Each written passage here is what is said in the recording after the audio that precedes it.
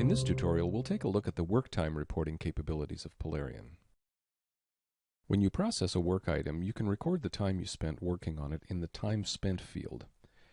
Even if it's used for nothing else, recording time spent information along with estimated time gives your team or organization a picture of its time estimating and planning accuracy over time. But what if you have to devote several chunks of time to one work item in order to resolve it?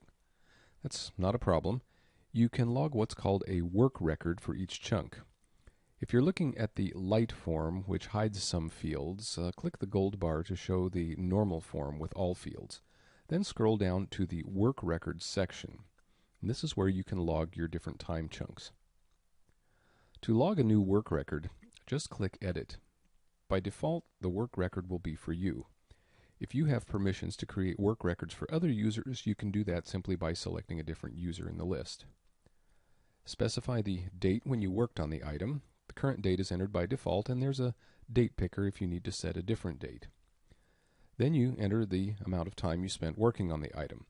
This is done in Polarian's time shorthand, and you can see here there's help for that if you're not familiar with it. Let's say 4 hours was spent on this date. Then specify the type of work you did.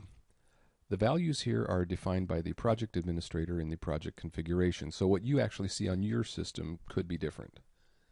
Lastly, you can enter a comment. Type and comment may or may not be required fields depending on the project configuration.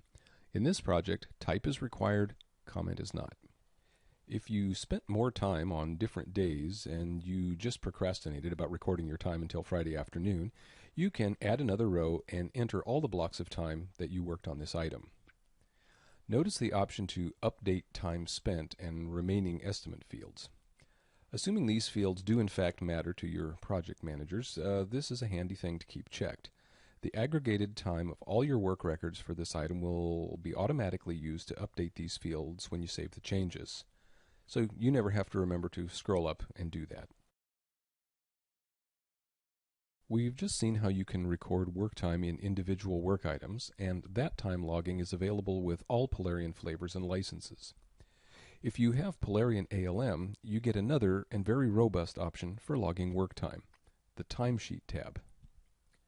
The advantage of this feature is that you can record time spent working on multiple work items during some period of time, all at the same time, without having to navigate into each individual item.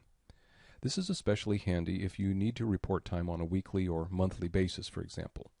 Let's look briefly at how the timesheet works. You can use the full power of Polarian's query engine to retrieve the work items you want to report time for. The graphical query builder is available to help you formulate a query to retrieve the work items you need to report on. For example, you might query for all items assigned to you for a given time point or whatever. Once you've retrieved some work items with a query, you can specify the period for which you want to report work time. By default, the scale is 1 month, but you can change that to anything you want by selecting the custom scale and then specifying the start and end dates of the time reporting period. Notice the checkbox options, which can do a little filtering of the list of retrieved work items. The Work Items with Work Records option limits the work items listed to only items which have existing work records, which can be useful for a variety of reasons.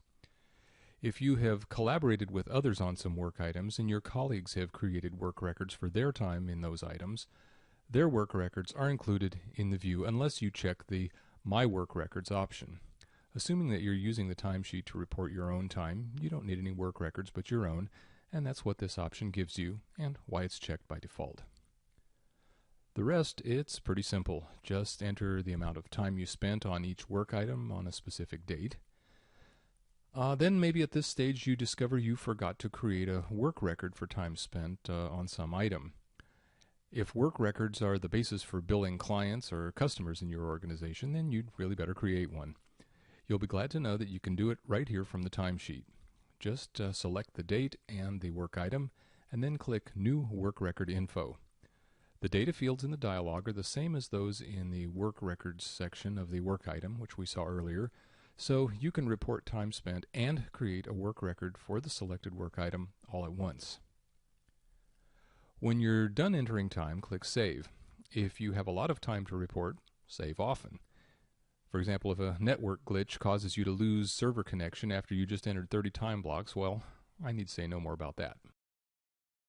Before we wrap up, there's one other feature that's closely related to what we've just seen: the ability to create reports about work time and export the information to Microsoft Excel. To do this, we go back to the Table tab, click Operations, and take Create Work Report. The Work Report dialog lets you specify properties of the report, most of which should be fairly obvious. The Overwrite Existing File option is good to check if you have previously created work reports and you want to save another report with the same file name.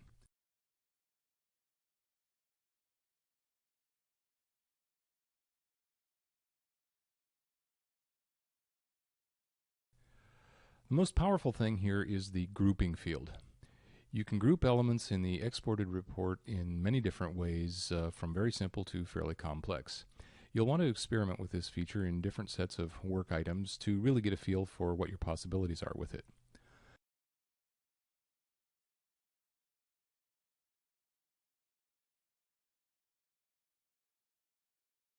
The resulting report can be edited and formatted in Excel to suit your needs. We hope you found this video useful. You can use the form below to let us know what you think, or tell us about other tutorials you'd like for us to do. Or you can email us about anything at all at info@polarian.com.